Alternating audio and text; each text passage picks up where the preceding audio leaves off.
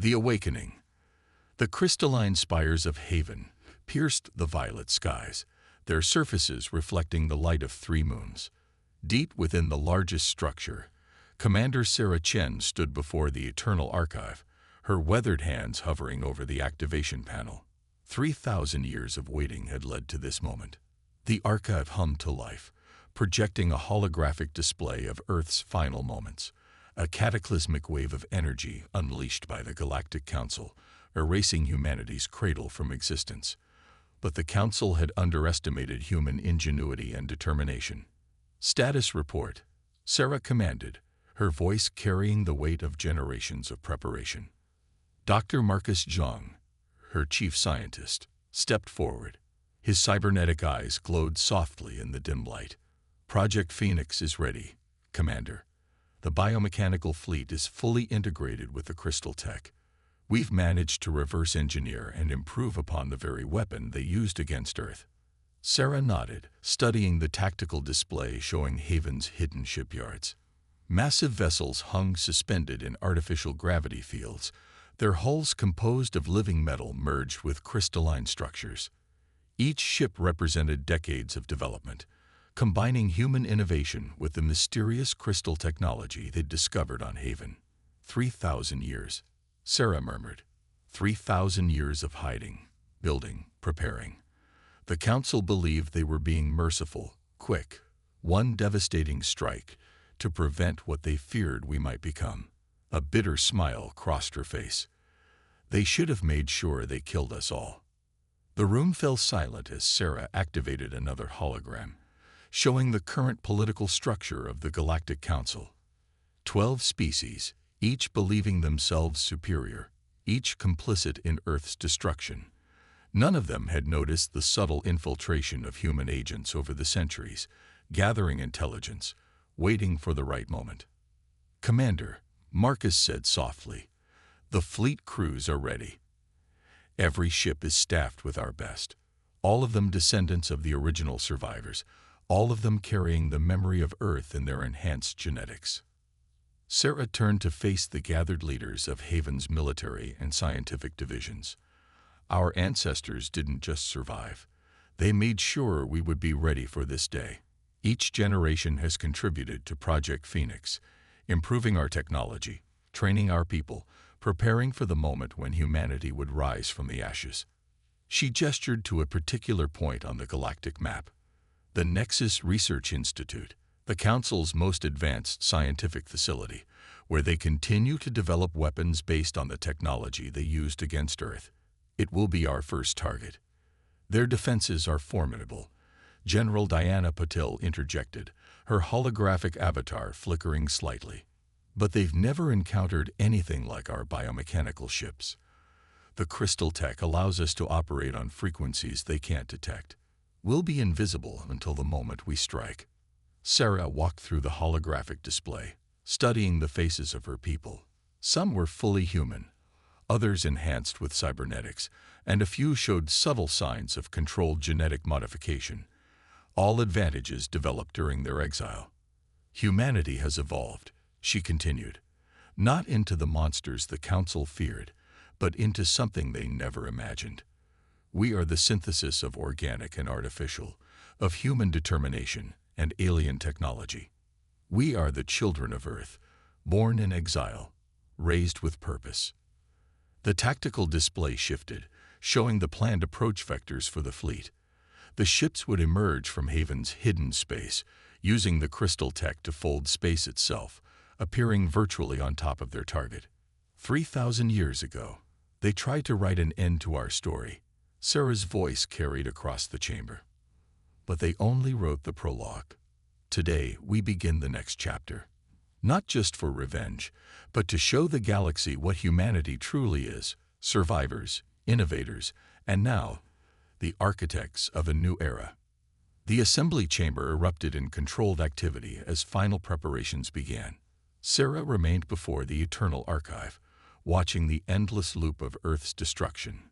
Soon, very soon, the galaxy would remember why they had feared humanity's potential. And this time, they would learn that their fear had been justified, but not in the way they had imagined. The doors parted as Admiral James Chen, Sarah's brother and Haven's fleet commander, entered.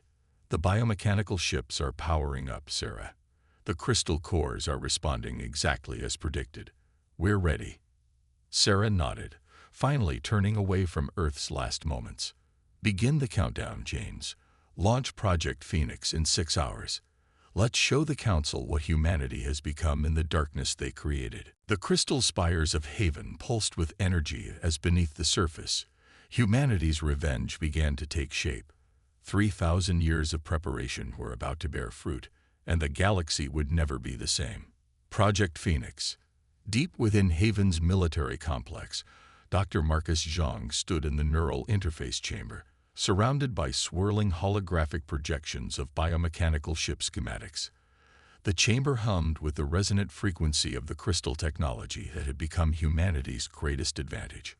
Show me the neural link statistics for the Phoenix-class flagship, he commanded.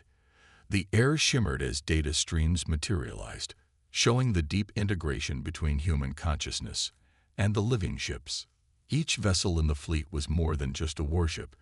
It was a symbiotic entity, its crystalline core synchronized with its human crew.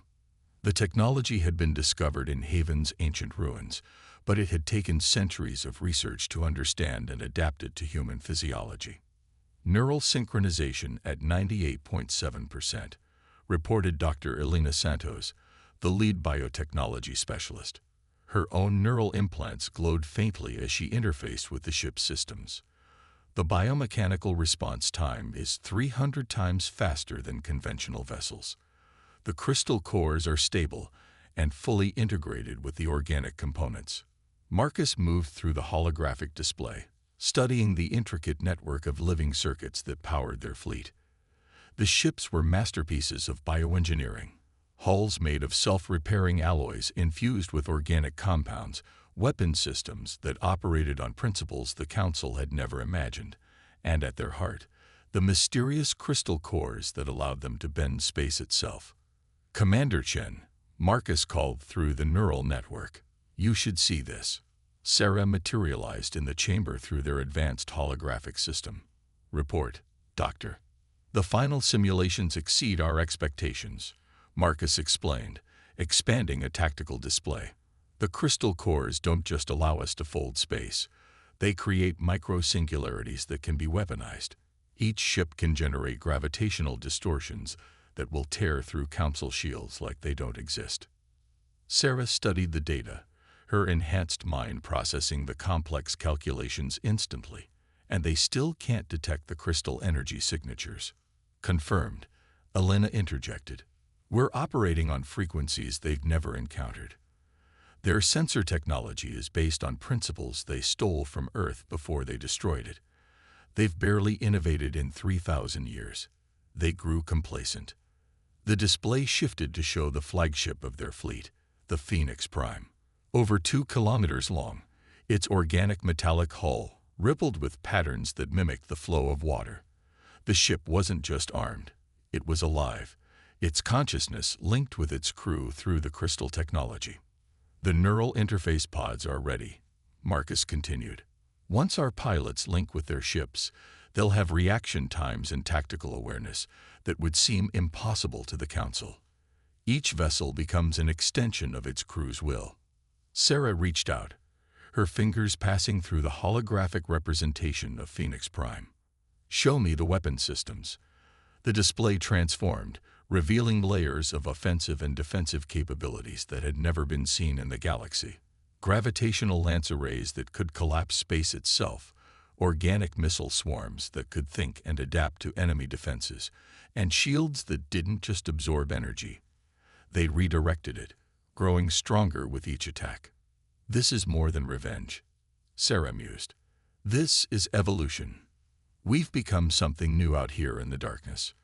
The Council feared what humanity might become, Marcus said softly. In trying to prevent it, they created exactly what they feared most. Admiral James Chen's avatar appeared in the chamber. The fleet is assembled in the launching bays. Crew neural synchronization is complete across all vessels. We're ready to begin final countdown. Sarah nodded, her expression resolute. Initiate Project Phoenix launch sequence. It's time to show the galaxy what humanity has become. Throughout Haven's hidden shipyards, massive doors began to open. The biomechanical fleet hung suspended in their berths, their crystal cores pulsing with barely contained power.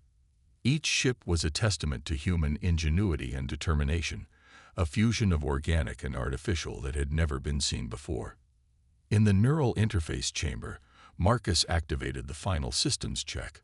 All ships report ready, Commander. Crystal core harmonics are stable. Space folding capabilities are at maximum efficiency. Send the signal, Sarah commanded. All crews to neural interface pods.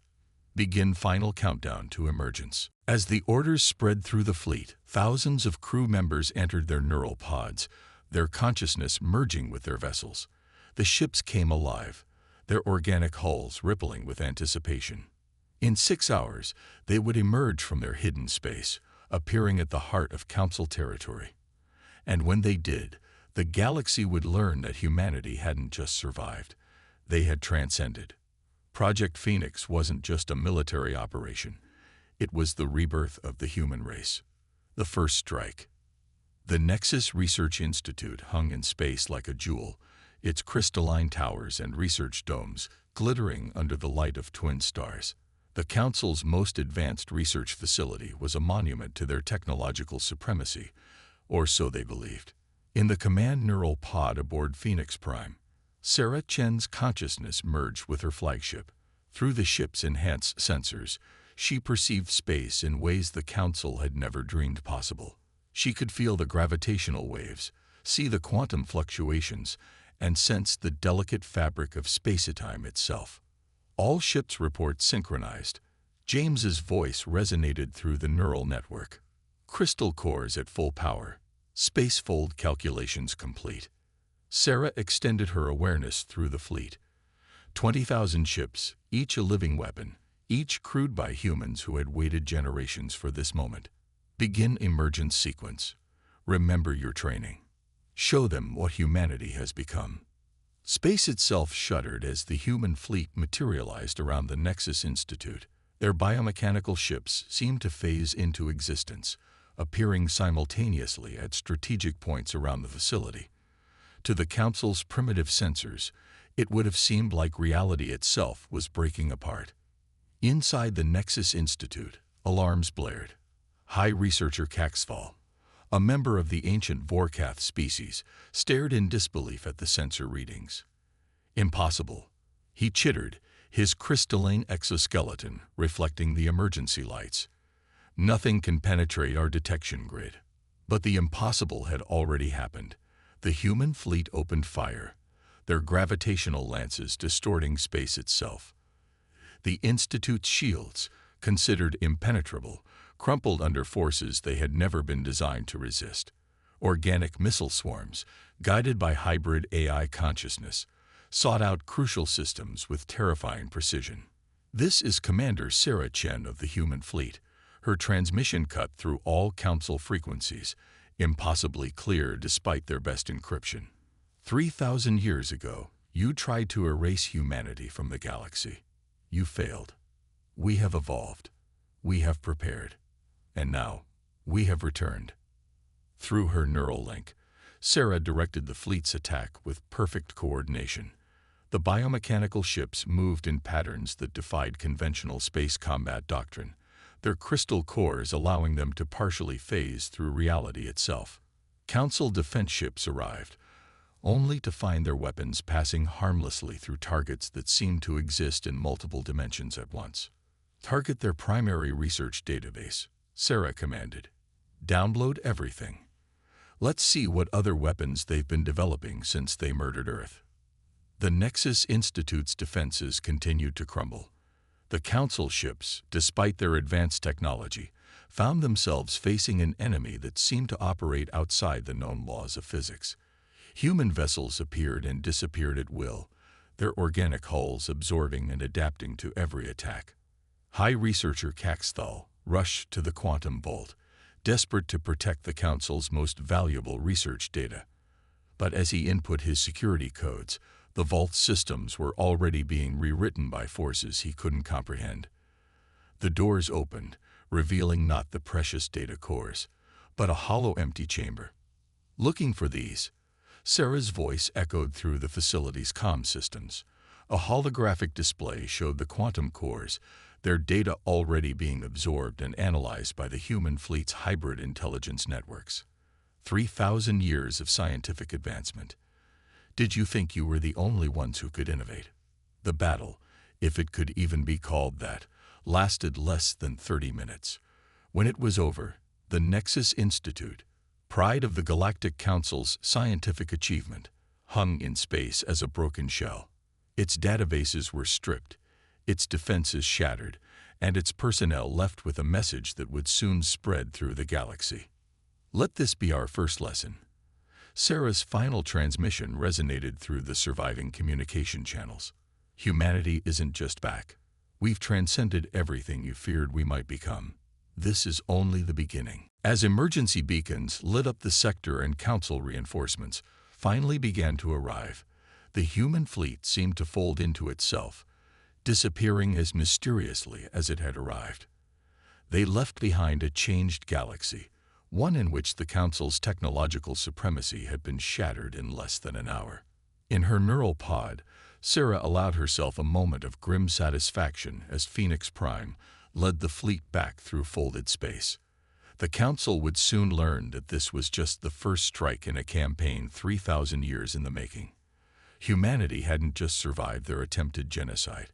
They had used it as a catalyst for transformation. The true war was about to begin, and the galaxy would never be the same. The Council's reckoning. The Grand Chamber of the Galactic Council descended into chaos. Representatives of the 12 ruling species shouted across the crystalline arena, their voices echoing off the ancient walls. Above them, holographic displays showed the devastation at the Nexus Institute from every angle. Supreme Counselor Zera, her bioluminescent tendrils pulsing with agitation, raised all 4 of her arms for silence. The humans were supposed to be extinct. How did we fail so completely? The chamber's central platform elevated, revealing High Researcher Caxval. His crystalline exoskeleton was still scared from the attack. Their technology, it defies our understanding. They've merged organic and artificial systems in ways we thought impossible. The crystal cores they use, they're similar to the weapon we used against Earth, but they've evolved it far beyond our comprehension. 3,000 years, growled Dex Moore, the Kraxan representative, his armored scales clicking with anxiety. We gave them 3,000 years to plot their revenge. Our ancestors' mercy in delivering a quick death to Earth has become our undoing. Security feeds from across Council space began flooding the chamber's displays. More human ships had been detected, appearing and disappearing at will, striking critical installations with surgical precision. Their biomechanical vessels seemed to ignore the laws of physics, phasing through the strongest defenses like ghosts. They're targeting our research facilities, reported General Exile of the Council Defense Force. Military installations, weapons development centers, anything connected to military technology. But they're not killing indiscriminately. They're sending a message. In her private chamber adjacent to the Grand Hall, Supreme Counselor Zera met with her most trusted advisors. The room's quantum shielding was supposed to be impenetrable, yet everyone present knew that after the Nexus Institute's fall, no security was certain. "Show me the analysis of their ships again," she commanded. The air shimmered as detailed scans appeared, what little data they had managed to gather. "The vessels appear to be partially alive," explained Science Director Velna, her crystalline body refracting light as she moved. "The hulls contain organic compounds we've never seen before, integrated with metals that shouldn't be able to bond with living tissue. But it's their crystal technology that truly terrifies me." "Explain," Zaradix demanded. "They've taken the fundamental principles of the weapon we used to destroy Earth, the ability to manipulate space-time itself, and developed it into something far more sophisticated. Their ships don't just travel through space. They exist in multiple dimensional states simultaneously. Our weapons can't hit them because they're never fully in one place at one time. The displays shifted to show footage from the Nexus Institute attack. Human ships phasing through solid matter, weapons that bent gravity itself, organic missiles that adapted and evolved mid-flight. How did they advance so far beyond us? Zeraix wondered aloud. We had a 3,000-year head start. Because we grew complacent, a new voice interjected. Councillor Exile, the oldest member of the council, emerged from the shadows. We believed our technological superiority was assured. We stopped innovating, merely refining what we already had. But the humans, they had nothing left to lose. They took our greatest weapon against them and turned it into something we can barely comprehend. Emergency alerts suddenly blared throughout the chamber. More human ships had been detected, this time near the Council's most secure military installation, the Fortress of Eternal Vigilance. They're not just taking revenge, Exile observed as they watched the feeds. They're systematically dismantling our military superiority. Each strike reveals how far behind them we've fallen. Zeraix's tendrils writhed with concern. Can we negotiate? Perhaps if we offer reparations. They waited 3,000 years for this moment. Exile replied grimly. Do you really think they're interested in diplomacy? We tried to erase them from existence. Now they're showing us exactly why our ancestors feared their potential. Throughout Council space, more reports flooded in. Human ships appearing from nowhere, striking with impossible precision, and vanishing before defenses could respond. Each attack targeted military and research installations, but civilian populations were left untouched, a calculated demonstration of power and control. The Council's response fleets found themselves facing an enemy that seemed to regard their most advanced technology as primitive. Weapons passed harmlessly through human ships, while the humans' gravitational weapons twisted space itself into a weapon. In the Grand Chamber, the Council representatives began to realize a horrifying truth. They weren't fighting a war of revenge. They were witnessing the next step in galactic evolution, and they had created it themselves. A new dawn. The Phoenix Prime hung in space before the Council's capital world, Axiom Prime. Its biomechanical hull rippled with patterns of energy, the crystal core pulsing with power that defied conventional physics. Through her neural link, Sarah Chen felt the presence of the entire human fleet, 20,000 ships surrounding the heart of the Galactic Council's civilization. They're hailing us, James reported through the neural network. All channels, all frequencies. They're offering unconditional surrender. Sarah's consciousness expanded through the ship's sensors, taking in the massive planetary defense systems that now stood powerless before humanity's advanced technology. 3 weeks of strategic strikes had systematically dismantled the Council's military capability, leaving them with no choice but to face the species they had tried to erase. Open a channel, Sarah commanded. Full holographic projection. In the Council's Grand Chamber, the air shimmered as Sarah's image materialized. Not just a simple hologram, but a projection that existed partially in real space, another demonstration of humanity's mastery over dimensions themselves. The Council members drew back, their various physiologies expressing shock and fear in a dozen different ways. 3,000 years ago, Sarah began, her voice resonating with authority. You decided humanity was too dangerous to exist. You feared what we might become. And in trying to destroy us, you created exactly what you feared most. Supreme Councilor Zeraix stepped forward, her bioluminescent tendrils dimmed in submission. We acknowledge our ancestors' grave error. The Council offers complete surrender, reparations, territory, anything you demand. You still don't understand, Sarah replied. This isn't about surrender or reparations. This is about evolution. Humanity didn't just survive. We transcended. We became something new, something that could have benefited the entire galaxy if you hadn't acted out of fear. Through the neural network, Sarah activated the final phase of humanity's return. Across council space, the biomechanical fleet began transmitting vast amounts of data. Scientific discoveries, technological innovations, medical breakthroughs. Knowledge gained over 3 millennia of hidden development. We could have destroyed you as completely as you tried to destroy us, Sarah continued. Instead, we're offering you something else, the chance to evolve with us. The chamber erupted in confused murmurs as the council members began to comprehend the scale of what humanity was offering. Their sensors showed the human fleet's crystal cores pulsing in perfect harmony, creating a network that encompassed the entire sector.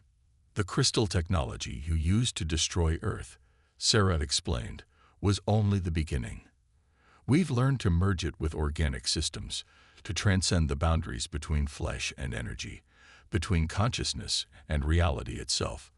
This knowledge could transform every species in the galaxy. Dr. Marcus Young's hologram appeared beside Sarah's, displaying complex schematics of human biomechanical integration. Your civilizations have stagnated, trapped by fear of change. We're offering you the keys to the next stage of evolution. The council chamber fell silent as the implications became clear. This wasn't the revenge they had feared. It was something far more profound. Humanity hadn't come to destroy them. They had come to force the galaxy to confront its own potential. The choice is yours, Sarah declared. Continue to exist as you are, frozen in fear of change, or join us in becoming something greater. Earth wasn't just our home. It was the crucible that forged humanity's determination to survive and evolve. Its destruction taught us that stagnation is the true death. Through her neural link, Sarah felt the subtle shift in the quantum field as more human ships emerged from folded space. Not warships, but vast research vessels and biological engineering facilities. The fleet that had brought war now offered transformation. Supreme Counselor Zara X looked up at Sarah's projection, all 4 arms raised in a gesture of acceptance. And if we choose to evolve, what then? Then we build something new together, Sarah answered. Not a council ruled by fear, but a civilization of species working together to push the boundaries of what's possible. Earth's destruction was meant to be humanity's end. Instead, it became a beginning. Across the galaxy, the news spread. Humanity had returned not as conquerors, but as harbingers of change. The species that had been deemed too dangerous to exist had transcended their own destruction to become something unprecedented, and they were offering to share that transformation with their former executioners. As the council voted unanimously to accept humanity's offer, Sarah felt a deep sense of completion. The quest for revenge had led to something far more significant, the dawn of a new era in galactic evolution. Earth's legacy would not be its destruction, but the transformation it inspired. The crystal cores of the human fleet pulsed in harmony with the first rays of the system's sun, heralding not just a new day, but a new chapter in the story of all sentient life. Humanity had returned, and the galaxy would never be the same. It would be better.